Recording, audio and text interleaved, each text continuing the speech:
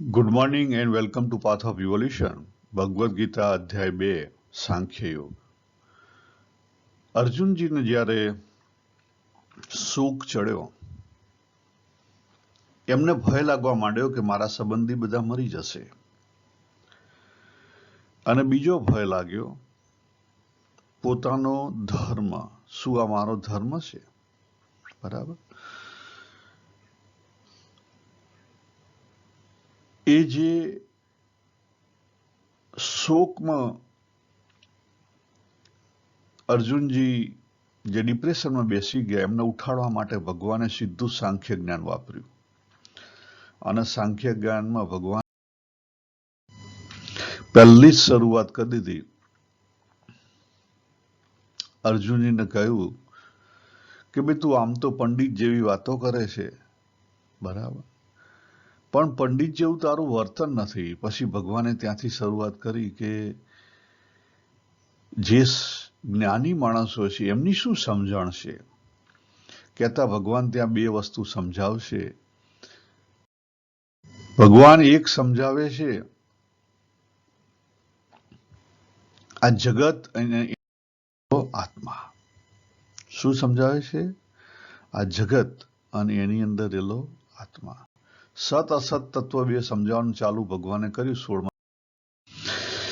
અને જે સત તત્વ છે, કહેતા આત્મા તત્વ છે, પરમાત્મા તત્વ છે, એની વાત ભગવાને છેલ્લે આપણે જોઈ હતી કે 19મા શ્લોકમાં ભગવાને વાત કરી કે આ આત્મા હણતો પણ નથી અને હણાતો પણ નથી. જો બેમાંથી કોઈ એક વ્યક્તિ એવું માને તો એ ખોટું છે. હવે એના માટે ભગવાન કારણ આપે છે. તો 20મા શ્લોકમાં ભગવાન કહે છે, આપણે 20મા શ્લોકમાં ભગવાન કહે છે કે આ જે આત્મા છે એ કોઈને કેમ મારતો નથી? કોઈને મારતો નથી, ખ્યાલ આવે? એ કોઈને હણતો નથી અથવા કોઈના દ્વારા હણાતો નથી. એના માટેનું પહેલું રીઝન આપે છે ભગવાન કે આ જે સત તત્વ છે, આત્મા પરમાત્મા તત્વ છે, સચ્ચિત આનંદ તત્વ છે, એનો કોઈ જન્મ નથી. અને જેનો કોઈ જન્મ નથી એનું કોઈ મૃત્યુ નથી. અને જેનો કોઈ જન્મ નથી, જેનું કોઈ મૃત્યુ નથી, એ ફરી કેવી રીતે જન્મે? ના જન્મે. એટલે કેવો છે? અજન્મો છે, નિત્ય નિરંતર છે, શાશ્વત, કાયમી અને પુરાણ એટલે અનાદિ. અને આ જે શરીર બહાર દેખાય છે એના હણવાથી, કહેતા એના નાશ થવાથી પણ એનો નાશ થતો નથી. આમાં બે ત્રણ વસ્તુ અગત્યની છે. પહેલી વસ્તુ કે આપણે ગઈ વખતે જોયું હતું,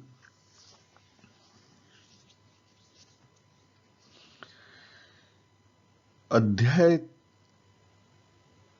11, 10 કે 11 ની અંદર પણ ભગવાને પરમાત્મા માટે આ જ વાત કરી છે, અજન્મા સમજો. ત્યાં ભગવાને એ જ વાત કરી છે કે જે મને અજન્મો જાણી લે એનો ઉકેલ આવી જાય, એ પાપમાંથી નાશ થઈ જાય, પાપમાંથી મુક્ત થઈ જાય. અહીંયા ભગવાને સેમ વાત આત્મા માટે કરી. આત્મા પણ અજન્મા છે. કેવા છે? અજન્મા છે. મારું શરીર જેના દ્વારા ઉભેલું છે, હું આજે કહેવાય ને અંદર હું છું, એ જેના દ્વારા ઉભેલો છે, એ અનુભૂતિ છે, એ શું છે? આત્મા છે. અને જગત જેના આધારે ઉભેલું છે એ કોણ છે? પરમાત્મા છે. આટલો ભેદ છે. એટલે આત્માનું એક્સપાન્શન એટલે પરમાત્મા. સિમ્પલ વસ્તુ. માત્ર તમે હું છું એને સમજી લો તો તમે આત્મજ્ઞાની થયા, પણ હજી તમારી સાધના અધૂરી છે. સાધનાના 3 સ્ટેપ કહેવાય છે. સાધનાની પ્રાપ્તિના 3 સ્ટેપ. પહેલું આત્મજ્ઞાન. આત્મજ્ઞાન આવે તો આ જે જન્મ મરણનો ફેરો છે ને એમાંથી છુટકારો થઈ જાય. બીજી પ્રાપ્તિ છે આ જગતનો જેમ છે તેમ ઓળખાય, તો જગતના જે સુખ દુઃખ આપણને અનુભવ થાય છે, સુખ દુઃખ આપણે માનીએ છીએ એમાંથી આપણે નીકળી જવાય. અને ત્રીજી પ્રાપ્તિ છે પરમાત્માની. જો પરમાત્માનું જ્ઞાન થાય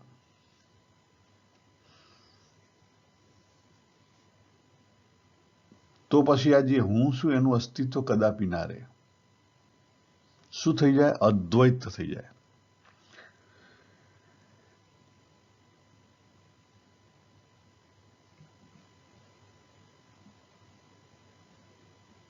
હવે રિયાલિટીમાં શું અદ્વૈત થાય ખરું?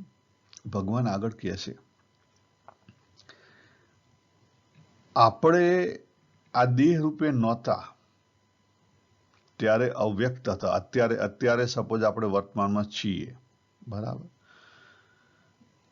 તો એથી દૂર જઈએ ભૂતકાળમાં દેહથી પર, ત્યારે આપણે કેવા હતા? અવ્યક્ત હતા. અવ્યક્ત એટલે કદાચ સમજી લો કે ત્યારે આપણા માટે દ્વૈત નહોતું. અવ્યક્ત હતા એટલે દ્વૈત નહોતું, એવું ગણી શકાય. અને આ દેહ છે ત્યાં સુધી દ્વૈત રહેવાનું. આ દેહ છે ત્યાં સુધી દ્વૈત રહેવાનું. ફરી જ્યારે આ દેહથી તમે અલગ થઈ જશો ત્યારે તમે સમજતા રહેશો અદ્વૈતમાં, અવ્યક્તમાં સમજતા રહેશો અવ્યક્ત. અત્યારે આ વ્યક્ત છે. એટલે બહુ જ અગત્યની બાબત તમને કહું તો આપણે જે શાસ્ત્ર અને વ્યવહારને ભેગો કરીએ છીએ એ શાસ્ત્ર અને વ્યવહારને ભેગો ના કરો. આપણે ગઈકાલે જોયું હતું કે જીવન અને મૃત્યુ, બરાબર, બંને એક સાથે ચાલતી પ્રોસેસ છે.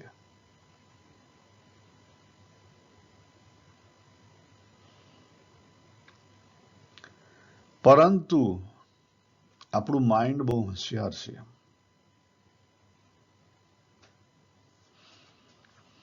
એ આપણને ખોટા માર્ગે પકડાઈ અને પછી પાછળથી આપણને જે ભય છે એ ભયમાંથી બહાર કાઢવા માટે એક ઢાલ રૂપ બની જાય. શું બની જાય? આ જે શાસ્ત્રની વાત, જે ભગવાને વાત કરી એ વાત આગળ લાવે કે આત્મા તો અમર છે. બરાબર છે, આત્મા અમર છે, પણ જ્યાં સુધી એને અજન્મા તરીકે અનુભવ ના કરીએ, આત્મા અજન્મો છે એ અનુભવ ના થાય ત્યાં સુધી આપણો ઉકેલ ના આવે. શાસ્ત્રમાંથી માનવાથી આપણા ઉપરથી જે આપણી યાત્રા છે ને એમાં એ મોટી થાય. યાદ રાખો, જો આપણે શાસ્ત્રની વાત એપ્લાય ના કરીએ વ્યવહારમાં અને માત્ર શાસ્ત્રની વાત સ્પિરિચ્યુઆલિટીમાં માનીએ તો જે વ્યવહારમાં જે આપણો ભય છે એ ઊભો રહે. અને એ ભયને કાઢવા માટે તો પછી આપણે આધ્યાત્મની અંદર પ્રયત્ન કરીએ અને પ્રયત્ન કરતા કદાચ આ જન્મે સફળતા મળી જાય તો આપણા પાથ ઓફ ઇવોલ્યુશનમાં આપણું ડેસ્ટિનેશન આ જન્મે આવી ગયું. આ જન્મે સફળતા કદાચ ના આવે તો પણ આપણે આપણા માર્ગ ઉપર આગળ વધ્યા. પરંતુ તમે જો મોરું પહેરી, ભગવાને વાત કરી આત્મા તો અમર છે, મોરું પહેરી અને વ્યવહારમાં એને વાપરશો તો પછી મુશ્કેલી થશે.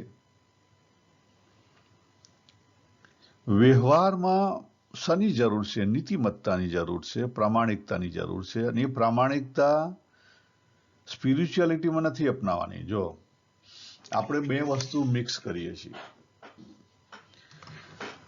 પહેલા સ્ટેપની જે સાધના છે ને આપણે બીજા સ્ટેપમાં લાવીએ છીએ, એ કદાપી ચાલશે નહીં. પહેલા સ્ટેપની સાધનામાં નેગેટિવ બિલીફમાંથી પોઝિટિવ બિલીફમાં જવાનું છે. આપણે ખરાબ માણસ હોઈએ તો એમાંથી સારા માણસ બનવાનું છે પહેલા સ્ટેપની સાધનામાં. પરંતુ બીજા સ્ટેપની સાધનામાં સારાથી પર થવાનું છે. આપણે શું કરીએ છીએ? આપણે ગુડી ગુડી બ્રાન્ડ બનીને પછી રહી જઈએ છીએ, ત્યાં ને ત્યાં અટકી જઈએ છીએ.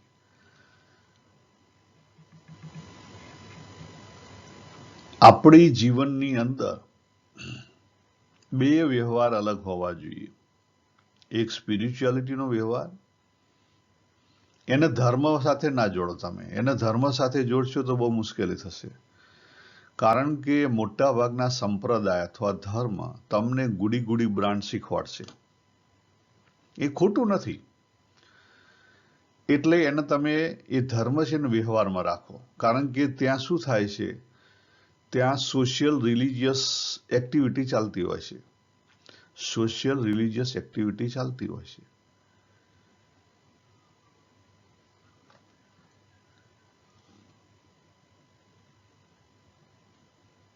એટલે સોશિયલ રિલિજિયસ એક્ટિવિટીની તમારે જરૂર હોય, તમારું યંગ ફેમિલી હોય, તમારે જરૂર હોય તો તમે એમાં પાર્ટિસિપેટ થાઓ. પણ મારી માફક તમે હવે રિટાયર્ડ થયા હો તો સોશિયલ એક્ટિવિટીની જરૂર ના હોય તો એમાંથી મન પાછું વાળી લો. તો પછી મંદિર ફંદિર જવાની જરૂર નથી, બધું ઘેર મળેલું છે. મન આધ્યાત્મમાં લઈ જાઓ, સ્પિરિચ્યુઆલિટીમાં લઈ જાઓ અને ઓળખવા પ્રયત્ન કરો કે યસ, હું અજન્મો કેવી રીતે, હું અજન્મો કેવી રીતે, મારો કયો અનુભવ, મારે શું કરવું અજન્મા તરીકે. બરાબર. આપણે ઘણી વાત કરી છે કે અજન્માને કેવી રીતે જાણી શકાય. અધ્યાય 12ની સમરીઓમાં હું અજન્મો છું એ જાતે પ્રયત્ન કરીને જાણી શકાય. યસ, જાણી શકાય. અહીંયા કહેવાનો અર્થ એક જ છે કે વ્યવહાર અને સ્પિરિચ્યુઆલિટી, આધ્યાત્મને ભેગું નહીં કરો. કારણ કે આધ્યાત્મની અંદર તમે ઊંડા ઉતરશો તો પહેલું સ્ટેપ આવશે કે સંસાર એ માયા છે. જ્યારે વ્યવહારની અંદર સત્ય આવશે કે સંસાર સત્ય છે. ખ્યાલ આવે? બેને મિક્સઅપ કરશો તો મુશ્કેલી ત્યાંથી ચાલુ થઈ જશે. માટે મિક્સઅપ નહીં કરો. વ્યવહારમાં પ્રમાણિકતાની જરૂર છે. આધ્યાત્મમાં સતની જરૂર છે. સતને ઓળખવાની જરૂર છે. આજે વાત કરી ભગવાને અજન્મા, એ અજન્મો છે એને પકડવાનું છે. વ્યવહારમાં ગુડ અને બેડ હશે, પ્રમાણિક અને અપ્રમાણિક હશે. આધ્યાત્મને રાગ અને દ્વેષથી પર છે. વ્યવહારમાં તમારે ઘણું બધું લાઈક અને ડિસલાઈક હશે. બધી વસ્તુ ભેગી કરાય નહીં. એટલે આધ્યાત્મ એ ઉપરની કક્ષાનું છે. એને નીચે લાવવાનો પ્રયત્ન નહીં કરો, નહીં તો તમે પોતે મુશ્કેલીમાં ફસાય. અત્યારે હાલ મોટા ભાગના પબ્લિક ફસાઈ જાય છે. કેમ? કારણ કે બધું ભેગું કરે છે. ભેગું કરવાથી કોઈ ઉકેલ આવે નહીં. આજે દાખલા તરીકે ભગવદ્ ગીતા છે કે શાસ્ત્ર છે, બીજા શાસ્ત્ર છે, વચનામૃત છે, કે કોઈ ગુરુ હોય, એની જે બધી જ્ઞાનની વાતો છે, એ જ્ઞાનની વાતો સપોઝ તમારે અધ્યાત્મ તરીકે લેવી હોય, એમાં પણ બે બાબત હશે. એક વ્યવહારની હશે, પ્રમાણિકતાની હશે. ખ્યાલ આવ્યો? તો પ્રમાણિકતાની હોય એને ભેગી નહીં કરવાની. કારણ કે ઘણા સંત મહાત્મા સમાજ સુધારા માટેની વાતો કરતા હોય, એને તમે આધ્યાત્મમાં ભેગી નહીં લાવો, નહીં તો મુશ્કેલી થશે. માત્ર જે પ્યોર સ્પિરિચ્યુઆલિટીની હોય, આત્મા પરમાત્માની પ્યોર, સીધું કેવી રીતે પહોંચાય એના રસ્તા બતાવતું હોય, તો એને તમે પકડો અને જાતે પુરુષ પ્રયત્ન કરો. તમે પુરુષ પ્રયત્ન નહીં કરો અને ખાલી માની લેશો તો તમને મુશ્કેલી વધશે, ઘટશે નહીં. પુરુષ પ્રયત્ન કરો. અને આપણે જે જીવન જીવીએ છીએ ત્યાં ઊંડા ઉતરી એનો અનુભવ કરો અને પછી પકડો કે ભાઈ આ જે અનુભવ છે કાયમી, દાખલા તરીકે અજન્મો, જ્યારથી હું જન્મ્યો છું ત્યારથી હું છું એ અનુભવ બદલાતો નથી. મારું શરીર બદલાણું, બધું બદલાણું, પણ હું છું એ અનુભવ બદલાતો નથી.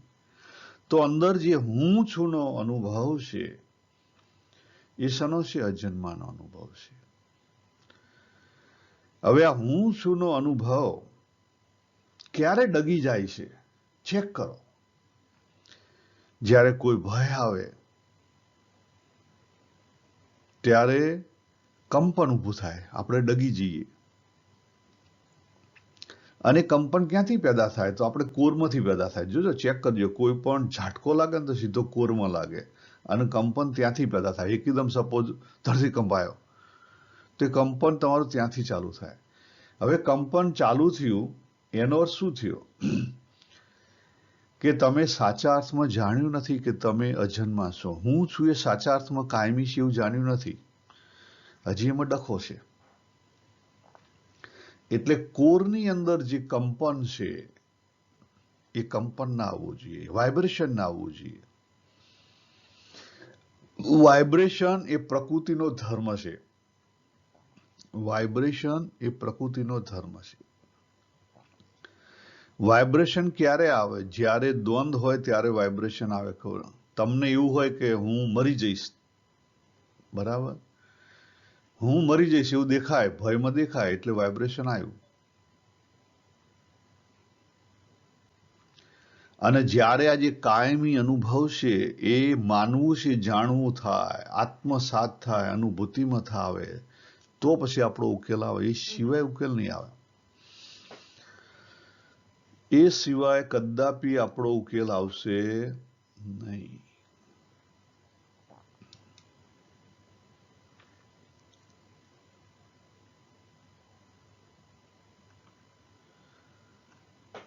ભગવાન પછી 21મા શ્લોકમાં એ જ વાત કરે છે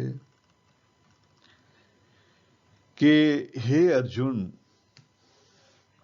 જે પુરુષ આ આત્માને નાશ રહિત, નિત્ય, અજમ એટલે અજન્મો, અવ્યય જાણે છે, તે પુરુષ કઈ રીતે કોને હણે અને કઈ રીતે કોને હણાવે. જો ભગવાને વાત કરી કે જો તમે ખરેખર જાણતા હો, ખરેખર તમને અનુભવ હોય કે તમે જે પ્રકાશિત થઈ રહ્યા છો, જે તત્વ પ્રકાશિત થઈ રહ્યું છે, એ તત્વ કેવું છે? અજન્મું છે, અનાદિ છે, અવ્યય છે. ભગવાને 10મા અધ્યાયના 3જા શ્લોકમાં આ જ વાત કરી છે.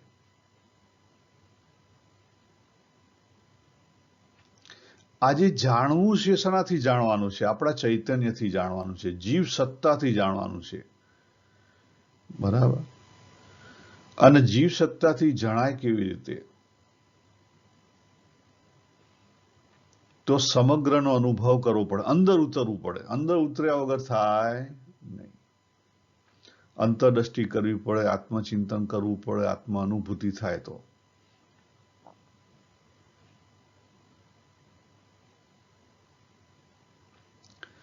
કારણ કે જો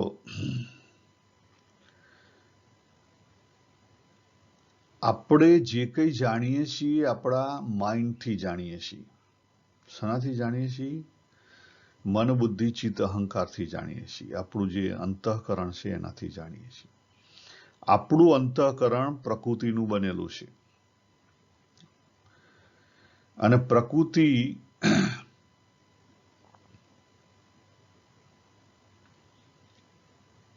એ કેવી કહેવાય?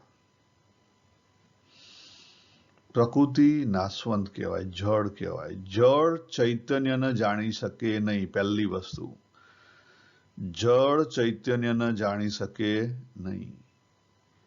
બીજી વસ્તુ, આ જ સબ્જેક્ટ ઉપર બહુ સરસ વાત ભગવાન સ્વામિનારાયણે વચનામૃત ગઢડા પ્રથમના 51માં કરેલી છે. હીરે કરીને હીરો વિધાય. ત્યાં પૂર્ણાનંદ સ્વામી પ્રશ્ન પૂછે છે કે આપણું અંતઃકરણ છે, ઇન્દ્રિય અને અંતઃકરણ એ તો માયિક છે, અને આત્મા પરમાત્મા કેવા છે? અમાયિક છે. તો માયિક થી અમાયિકને જાણી શકાય નહીં, તો શું કરવું? તો ત્યાં ભગવાન એ જ વાત કરે છે કે અંદર ઉતરી અને ધીરે ધીરે ધીરે ઘેડ બેસાડો.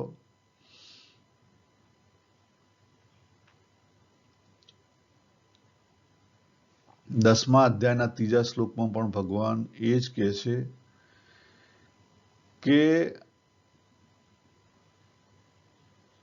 આજે મારું પરમ વચન છે, કહેતા સનાતન સિદ્ધાંત છે, પરમાત્મા એ આદિ કારણ છે, અજન્મા છે, અનાદિ છે, લોક મહેશ્વર કહેતા કરતા હરતા છે.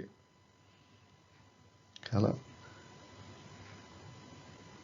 પહેલી વસ્તુ આના માટે પોતાને જાણવો પડે, અને પોતાને જાણવા જઈએ તો જ ખબર પડે કે હું અજન્મ છું, અનાદિ છું. અને તો પછી ખબર પડે કે આજે આ જીવનનું કેટલું મહત્વ છે અને કઈ રીતે મહત્વ છે. આજે સમય બીજી રીતે આપણે વેડફી નાખીએ છીએ એનું કેટલું મહત્વ છે. બરાબર? કોઈ પ્રસંગે આપણે ગુસ્સામાં આવી જઈએ તો એ પ્રસંગનું કેટલું મહત્વ છે. તો આ જન્મના સારા ખરાબ કર્મનું મૂલ્ય કેટલું થાય એ પણ આપણને ખબર પડે. તો પછી જે કર્મ છે, કર્મ થઈ રહ્યા છે, અથવા આપણને જે કર્મની કામનાઓ પેઠી છે કે હું 2 મકાન કરી દઉં, 4 મકાન કરી દઉં, ખ્યાલ?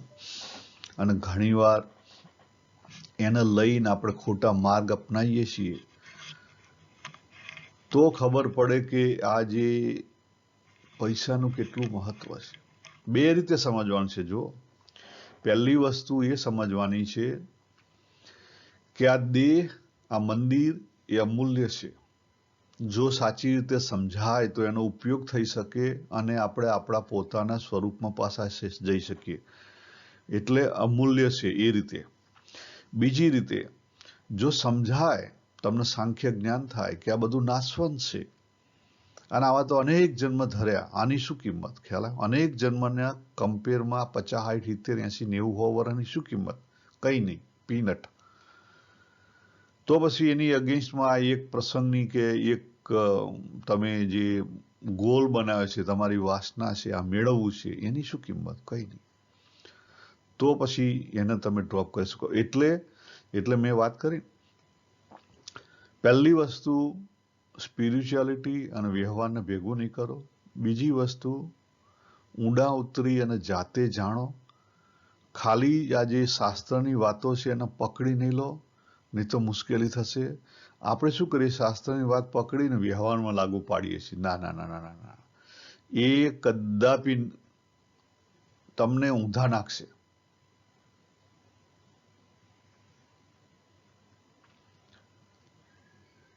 મન બુદ્ધિથી જે આપણે જાણવાની વાત કરીએ છીએ કામ નહીં લાગે. માટે ચાલાકી નહીં કરો, જાત સાથે દગો ના કરો. જો સાચા અર્થમાં જણાય, આ જ્ઞાન થાય, તો અકર્તાપણે રાગદ્વેષથી પર વર્તાય, અને એનાથી પર વર્તાય તો આપણું કર્મબંધન ઊભું ના થાય. અને કર્મબંધન એને જ ભગવાને પાપ કહેલું છે ભગવદ્ ગીતાની અંદર.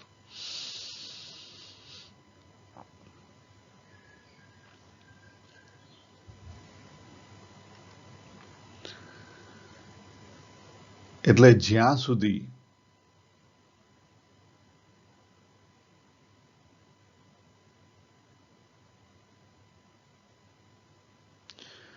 મારું છે ત્યાં સુધી હુંનું અસ્તિત્વ છે. એટલે 2 સાધના અલગ કરી નાખો.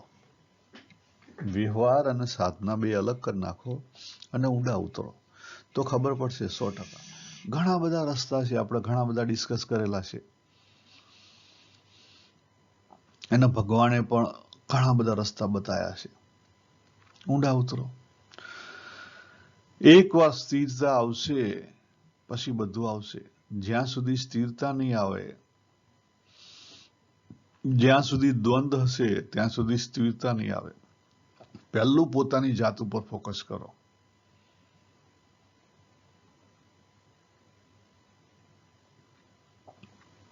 બુદ્ધિથી આપણે અલગ કંઈક કરીએ છીએ, મનથી કંઈક અલગ છે, આપણું ચિત્તમાં કંઈક અલગ છે, તો સ્થિરતા ક્યાંથી આવે?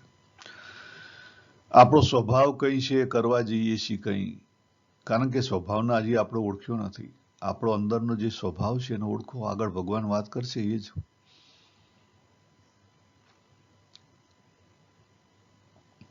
તો આપણે આજે ભગવાને 19મા શ્લોકમાં વાત કરી હતી અને એના આધારમાં ભગવાને 20 અને 21 શ્લોકમાં વાત કરી. એને આપણે અહીંયા પૂરું કરીએ. હવે ભગવાન 22મા શ્લોકથી આ જે આત્મા છે, જે સત અસતની વાત કરી, એના કેટલાક દ્રષ્ટાંતો આપશે. સત અસતની જે વાત કરી 16માં, એના રિલેટેડ ભગવાન છેક 30મા શ્લોક સુધી ખેંચી જશે અલગ અલગ રીતે, અને પછી 31મા શ્લોકથી સ્વભાવની વાત કરશે. કારણ કે અર્જુનજીને સ્વધર્મ, ધર્મની અને મરવાની, સંબંધીઓ મરી જાયની બે ડર હતા. તો બંને ભગવાન આવરી લેશે. તો અત્યારે હાલ જે સત અસતનું ચાલી રહ્યું છે એમાં આગળ 22મા શ્લોકમાં ભગવાન જે વાત કરશે, આ જે આત્મા છે એના કેટલાક, એમાં કોઈ પરિવર્તન નથી થતું, એમાં કોઈ વિકાર નથી આવતો, એના કેટલાક દ્રષ્ટાંતો આપશે. એના આપણે નેક્સ્ટ ટાઈમમાં જોઈશું. અહીંયા આપણે પૂરું કરીએ. સર્વેને જય શ્રી કૃષ્ણ. હરિ ઓમ તત્સત. હરિ ઓમ તત્સત. હરિ ઓમ.